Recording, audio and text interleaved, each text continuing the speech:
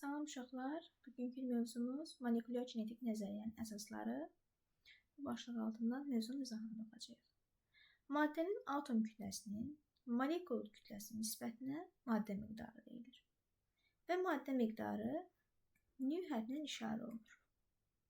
Və skalyar cəmiyyətdir. Vahidi isə 1 moldur. Yəni beynəlxalq sistemdə 7 əsas vahiddən biridir. Düsturu isə nü bərabərdir m bölünsün m və ya nü bərabərdir m bölünsün n-a. Burada n atom və molekulların sayı,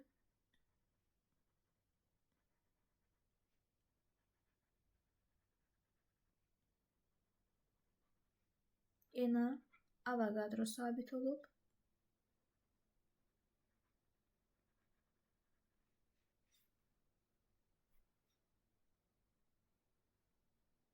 Avogadro sabiti olub. Qiyməti 6,2 10 üstü 23 mol üstü mənfi 1 yaza bilərsin.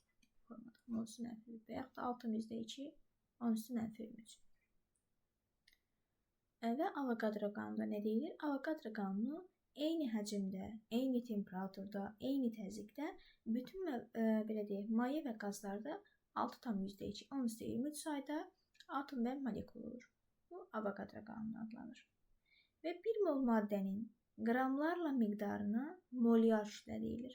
Və molyar kütlə böyük M hərfinə işarə olunur. Burada bax qeyd edilmədi, buradakı böyük M molyar kütlə idi.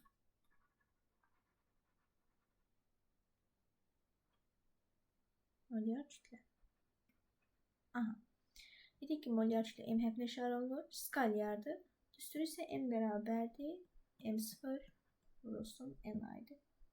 Həmçinin biz bunu M bərabərdir M0 vurulsun N və yaxud da M0 vurulsun nü, N-anın yerinə nü vurulsun N-i da yaza bilərik. Bu da belə. Daha sonra karbonun atom, belə deyim, karbonun 12'də 1 hissəsinə bərabər olan kütləyə nisbi atom kütləsi deyilir. Karbonun 12'də 1 hissəsinə bərabər olan kütləyə nisbi atom kütləsi deyilir. Və nisbi atom kütləsinin düsturu Mr bərabərdir M0 bölünsün 12'də 1 M karbon. Yəni karbonun kütləsi. Və kimyəvi cəhətdən bölünməyən ən kiçik zərrəci atom deyilir. Və atomu biz başqa da tərif etmişdik ki, atom müsbət yüklü nüvədən və onun ətrafında fırlanan mənfi yüklü elektronlardan ibarət zərrəcikdir. Və atomun əsas kütləsi onun nüvəsində yerləşir. Nüvə nukleonlardan, qeyd edirəm, nüvə nukleonlardan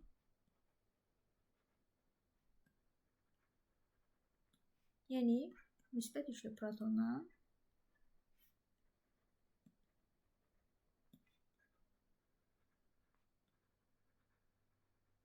yüksüz neytrondan ibarətdir.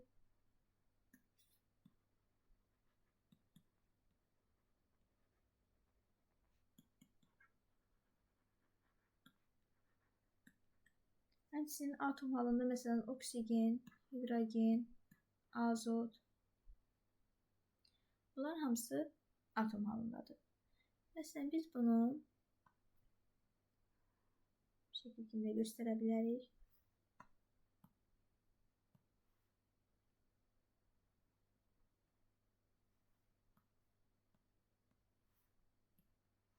Bizim nüvəmiz olsun. Nüvə dedik protondan, proton yükü biliyoruz, yəni müsbətdir. Neytron isə yüksüz zərrəcikdir. Elektron isə mənfidir. Elektron isə Y-hərfinə işarə olunur. Və maddənin kimyəvi xassəsini özündə saxlayan atomlardan ibarət ən kiçik hissəli isə molekul adlanır. Məsələn, su molekulu.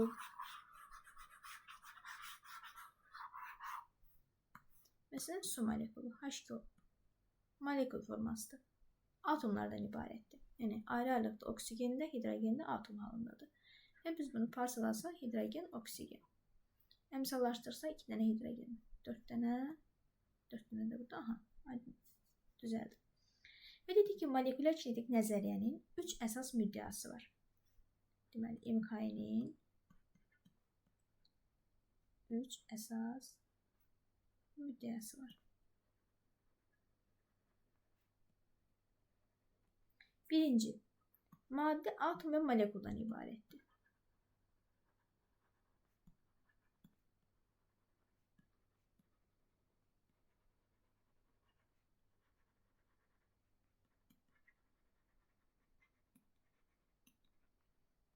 İkincisi deyirik ki, atom və molekullar daima nizamsız hərəkətdədir.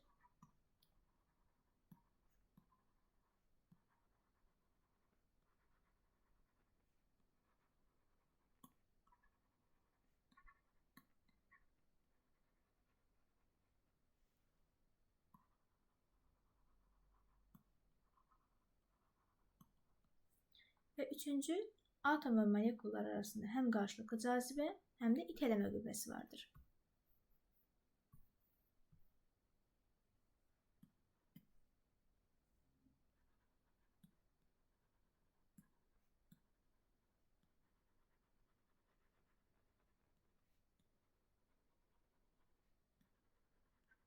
Atom və molekullar arasında həm qarşılıqlı cazibə,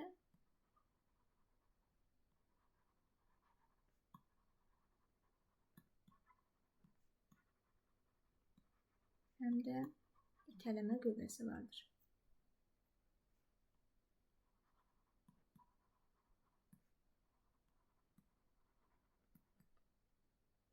Və uşaqlar, molekulyar kinetik nəzəriyyənin izahı Albert Einstein tərəfindən verilmişdir bunun izahı. Əsas vacib imtahanlarda düşə bilir. Mən çalışın bunları əzbər öyrənin.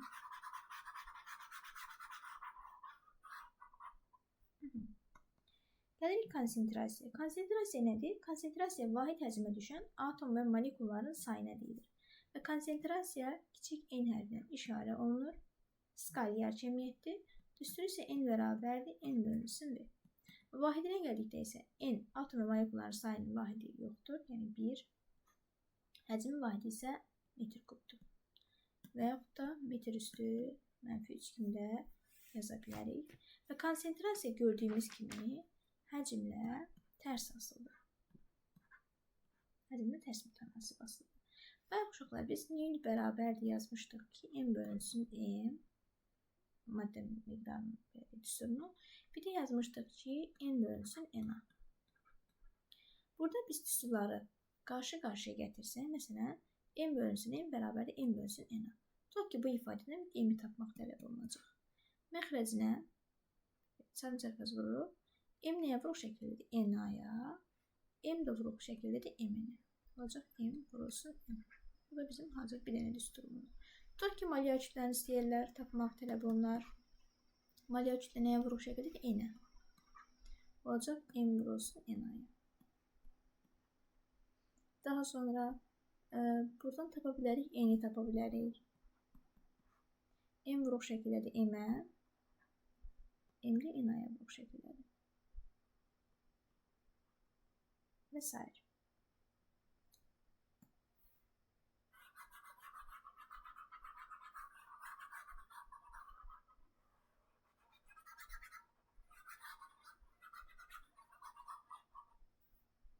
İndi yazırıq temperatur. Temperatur haqqında məlumat alaq. Temperatur uşaqlar molekulların orta kinetik enerjisinin ölçüsüdür və ya cisimlərin istilik tarazlıqlarını təyin edir və termometrlə ölçülür. 3 növü var. Birinci Celsius, ikinci Kelvin,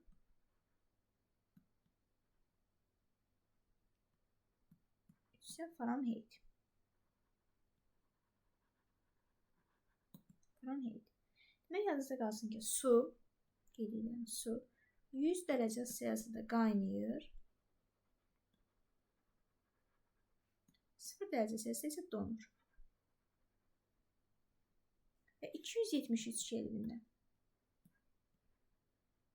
273 Kelvində donur. 373 Kelvində qaynayır. Həmçinin 32 Fahrenheitdə donur və 212 Fahrenheitdə qaynayır.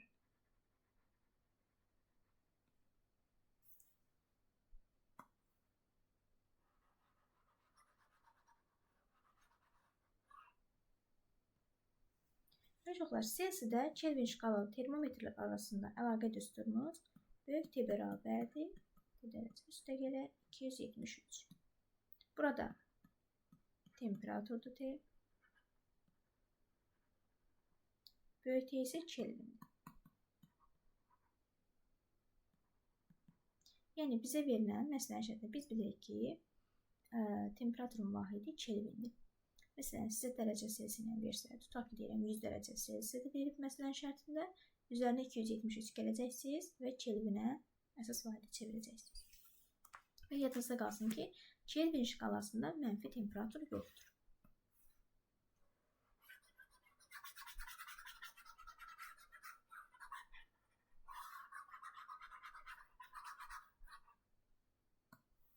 Uşaqlar, Selsi və Fahrenheit arasında əlaqə düsturu Selsi bərabərdir 9'da 5 T Fahrenheit çıxılsın 32. Fahrenheit və Selsi arasında əlaqə düsturu isə T Fahrenheit bərabərdir 5'də 9 T Selsi plus 32.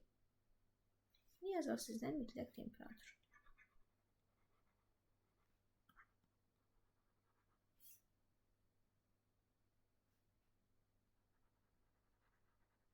Mütləq temperatur nədir? Boltzmann sabitinin temperaturu hasilinə mütləq temperatur deyilir. Və mütləq temperatur teta hərfinin işarə olunur. Və skalyadır. Vahidi isə 1 jouldur. 1 joule maçlaşını bilirik. Kilogram vurulsun metr kvadratı bölünsün saniyə kvadratına bərabərdir. Və düsturumuz teta bərabərdir. K vurulsun T. Həmçinin teta bərabərdir. PV bölünsün N.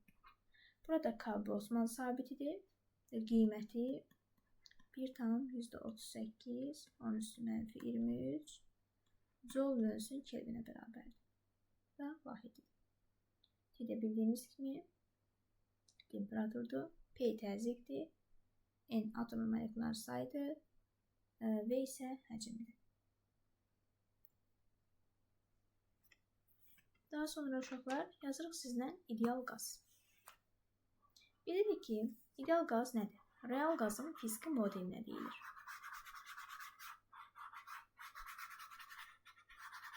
Real qazın fiziki modelinə ideal qaz deyilir və ya molekulları arasında qarşılıqlı təsiri nəzərə alınmayacaq dərəcədə kiçik olan qazlara deyilir ideal qaz. Və biz ideal qaza nümunə olaraq, məsələn, doymamış buxarı nümunə götürə bilərik. Və bu zaman potensial enerji 0 olur. Potensial 0 olur. Həmçinin kinetik enerji potensialdan dəfələrcə böyük olur. Və molekulyar kinetik nəzəriyyənin əsas tənlikləri təzyiqə görə təyin olunur. Və təzyiqin düsturu, təzyiqin düsturunu mən sizə yazım. P bərabərdir 3'də 1 M0 N V kvadratı. Burada təzyiq konsentrasiya ilə düz, amma V ilə kvadratik düzdür.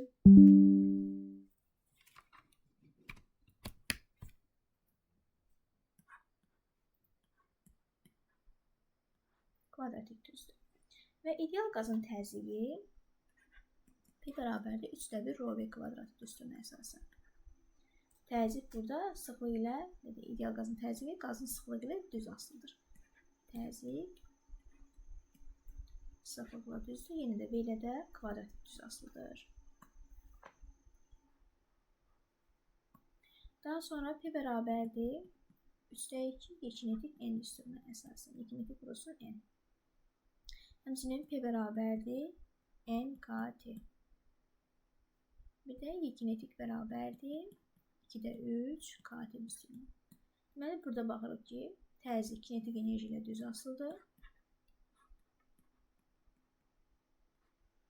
Həmçinin temperaturla da düz asılıdır.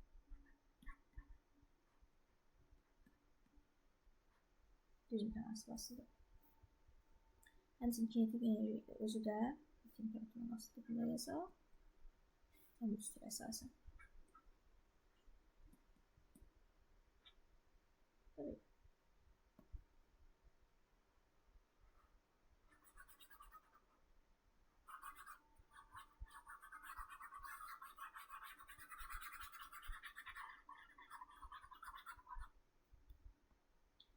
İndi isə nə yazırıq? İdeal qazın hal tənliyi.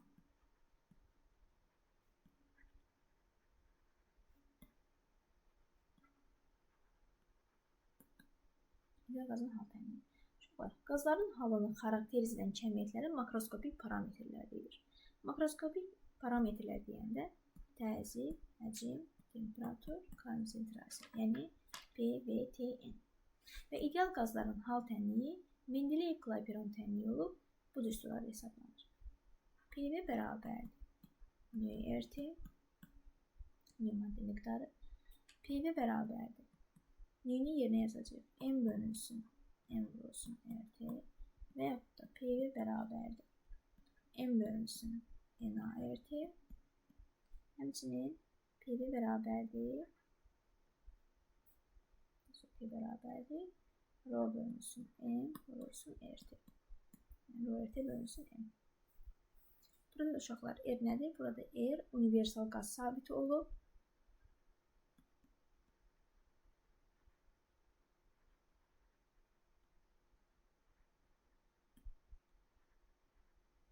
Qiyməti 8,31 Joule bölünsün Kelvin vurulsun oldu.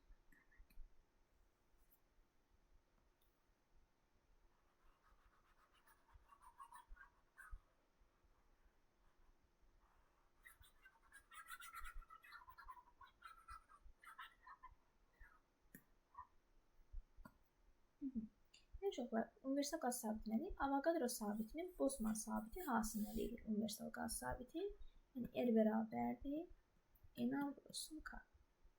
Və qazın hal tənliyi, Clapeyron tənliyi olub, düsturu PV bölünsün T bərabərdir, konstant. Həmçinin P1, V1 bölünsün T1 bərabərdir, P2, V2 bölünsün T2 düsturuna yazılacaq. İndi sizdən gəlirik qaz qanunlarına. Demək olar, makroskopik parametrlərdən birinin sabit qalması ilə baş verən proseslərə izoproseslər deyilir. İzo sözü isə eynilik, bərabərlik deməkdir. İzo, eynilik, bərabərlik deməkdir.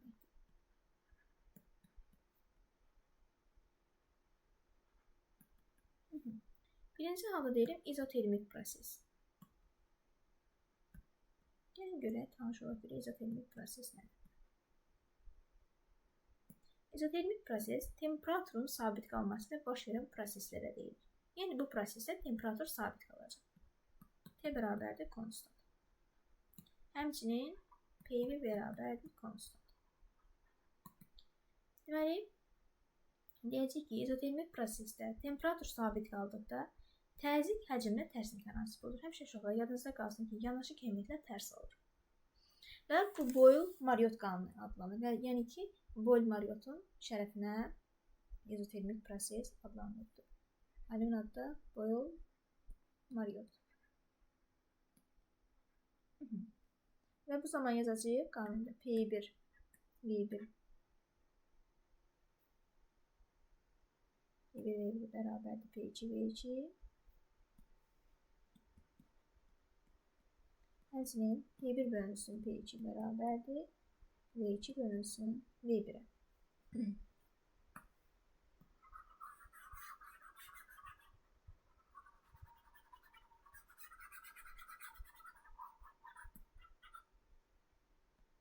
Uşaqlar, izotermik proses üçün izotermik prosesdir.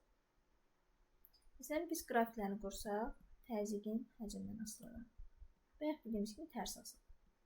Burada isə izotermik dediyinə görə, yəni nə demişdik? T konstant. Temperaturu sabit edirəm. Sonra V-nin T-dən asılı qrafikinə əsasən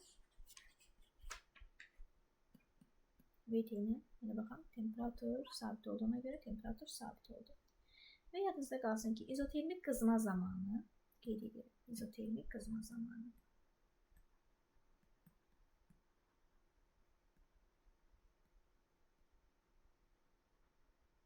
həcm artır,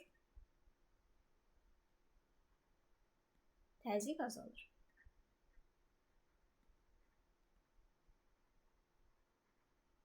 Yəni, həcm artdı.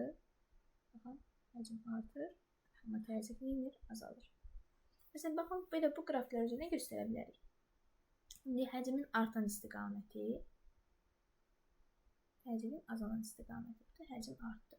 Deməli, 1-dən 2-yə olacaq nə? İzotermik qızma. Deməli, göstərəcək 1-dən 2-yə izotermik həm qızmanı, həm də genişlənməni göstərir. İzotermik qızma, həm də izotermik genişlənmə. Yəni, iki formada adını deyə bilərik. İzotermik genişlənmə.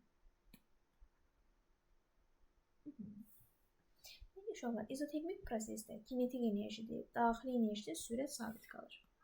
Kinetik enerji, sürət və daxili enerji. Üçgəndə bunlar sabit qalır. Harada? İzotermik prosesdə.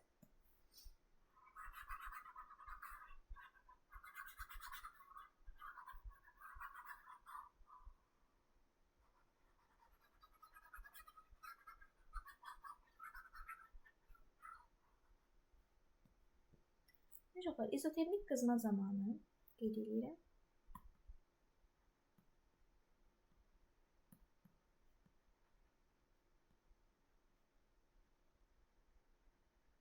İzotermik qızma zamanı daxili enerji sıfıra bərabər olur və istilik miqdarı artır. Həmçinin daxili qüvvələrin gördüyü iş də artır. A-, böyüdü 0, yazıram, daxili qüvvələrin gördüyü iş. Və xarici qüvvələrin gördüyü iş isə azalır. Yazıram, xarici. Deməli, izotermik qızma zamanı yeni deyirəm. Daxili enerji sıfırdır, kinetik istilik miqdarı artır. Daxili qüvvələrin gördüyü iş artır və xarici qüvvələrin gördüyü iş isə azalır. İndi yazırıq sizlə izotermik soyuma zamanı.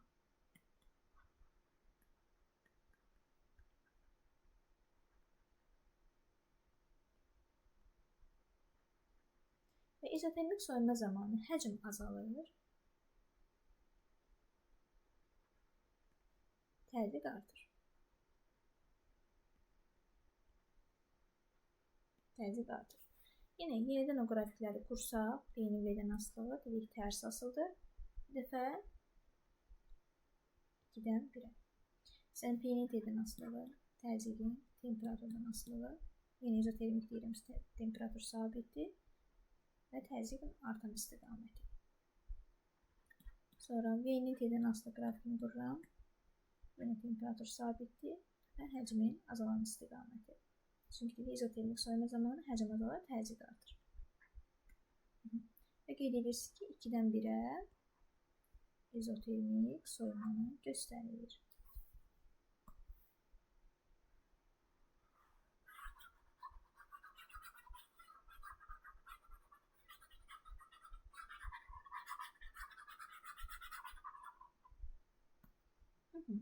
Uşaqlar, izotermik prosesdə sıxlıq və konsentrasiya təzyiqlə düz mütənasibdir. Yəni, P təzyiq rho ilə düz asılıdır. Həmçinin konsentrasiya ilə də düz mütənasibdir. İndi yenidən yazırıq sizdən izobar proses. İzobar.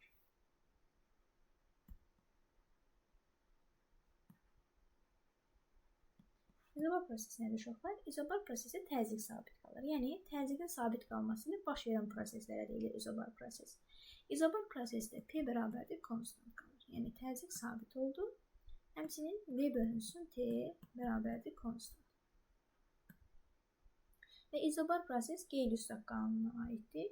Yəni, Gey-Lussak qanunu kəşf edir və Gey-Lussak qanununa görə izobar prosesdə təzyiq sabit qaldıqda həcm temperaturla düz mütənasib olur. Yazacağıq, V1 bölünsün V2 bərabərdir, T1 bölünsün T2.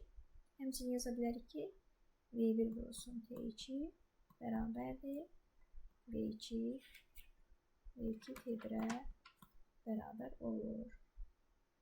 İzobar prosesdə qrafiklər qursaq, məsələn, V-nin T-dən asılığı, dəxil dediyimiz kimi düz asılıdır. PT ilə təzyiq temperaturdan izobar prosesdə P konstant olduğu üçün P sabitdir.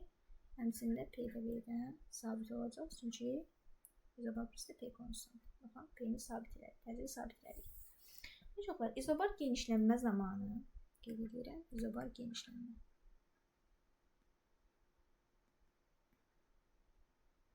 İzobar genişlənmə zamanı həcm və temperatur artır.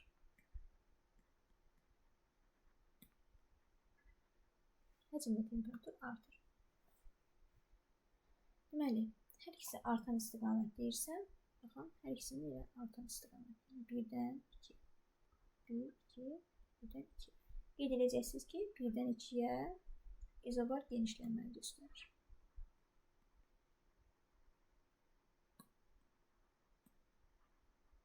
İzobar genişlənməni göstərir.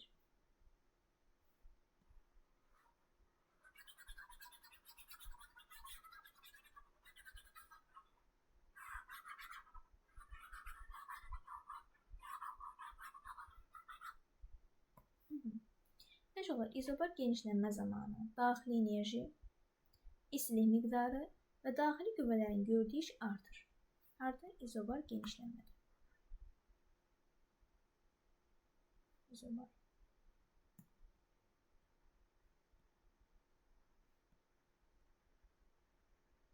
İzobar genişlənmə zamanı daxili enerji, yəni U böyükdür 0, Q böyükdür 0, H böyükdür 0, yəni daxili qüvvələrin gördüyü iş artır və xarici qüvvələrin gördüyü iş isə azalır. Qeyd edirəm, daxilidir, bu isə xaricidir. İzobar soyuma zamanı həcm və temperatur azalır. İzobar soyuma zamanı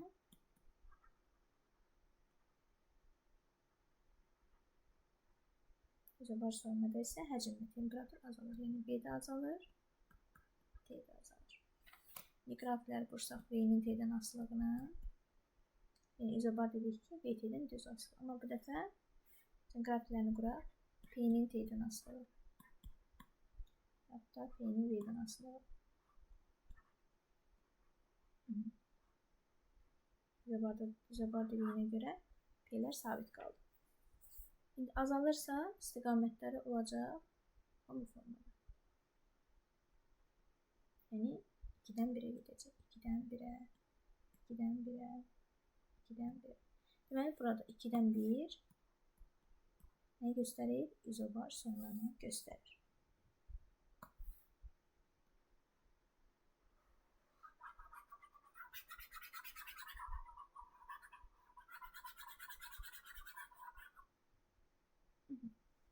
Uşaqlar, izobar soyuma zamanı daxili enerji, istilik miqdarı və daxili qüvvələrin gördüyü iş azalır, xarici qüvvələrin gördüyü iş isə artır.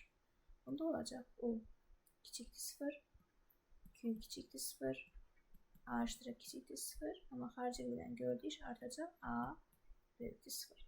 Və izobar prosesdə sıxlıq və konsentrasiya temperaturla tərs mütənasibdir. Yəni Rho T-dən tərsdir. Həmçinin də konsentrasiyada T ilə tərs mütənasib asılıdır.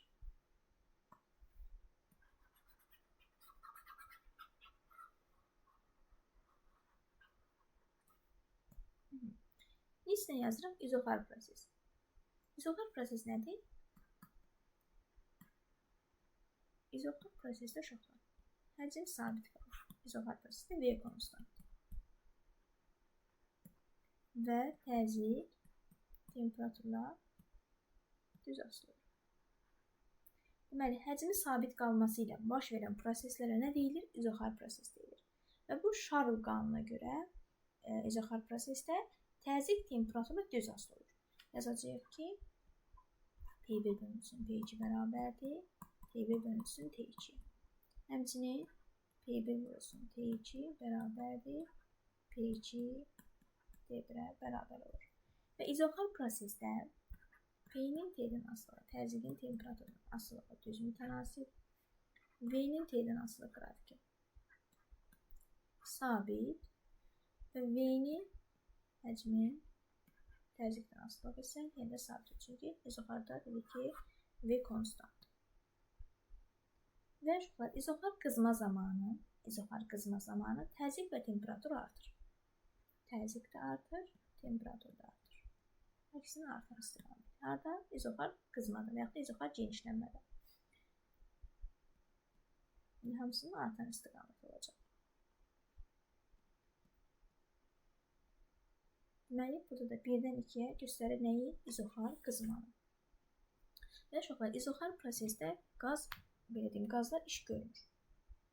Yəni, iş görmürsə, A bərabərdir, A = burada bərabərdir 0. Yəni, daxili bölən gördüyü iş və xarici bölən gördüyü iş fərqi yoxdur, yenə də 0-a bərabərdir.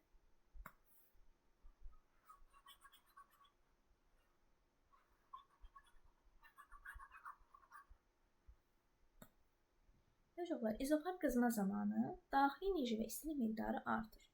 Dediyim kimi, yəni, izoxar qızma, izoxar genişlənmə fərq etməz. Ümumiyyətlə, izoxar sözünü gördünüz. Ümumiyyətlə, deməli, nədir? İş 0-a bərabər olur. Və bu zaman U böyükdür 0, həmçində Q böyükdür 0 olacaq. Yəni, yazıq, izoxar soymaqdır. Deməli, izoxar soyma zamanı temperatur və təzyiq azalır. İzoxar soymadır. Deyək ki, bayaqçı qrafiklərin əksi olacaq. Soyma zamanı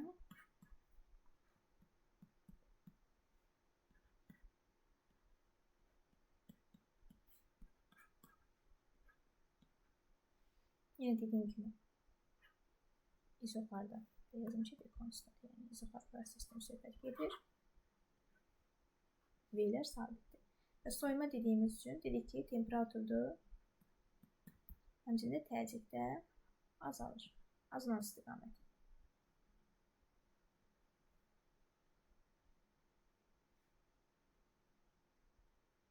Və burada isə 2-dən 1-ə izoxar soymanı göstərir. Həmçinin izoxar sıxılma da deyilə bilər. İzoxar soyma və ya da sıxılma fərqi yoxdur. Daha sonra izoxar soyma zamanı daxili enerji və istilik miqdarı azalır. İzoxar soyma zamanı, yəni dediyim kimi, işlər görülmür, qazada iş görülmür və U kiçik 0, həmçində Q kiçikdir 0 olur. Daha sonra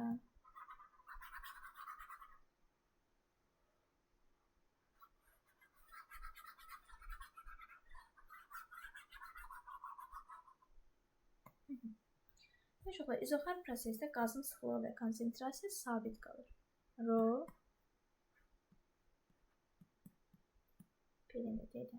sabitdir. Konsentrasiya da həmçinin təzyiqdən, temperaturdan sabit qalır. Sağ olun uşaqlar. İnşallah növbəti dərslərdə görüşənədək.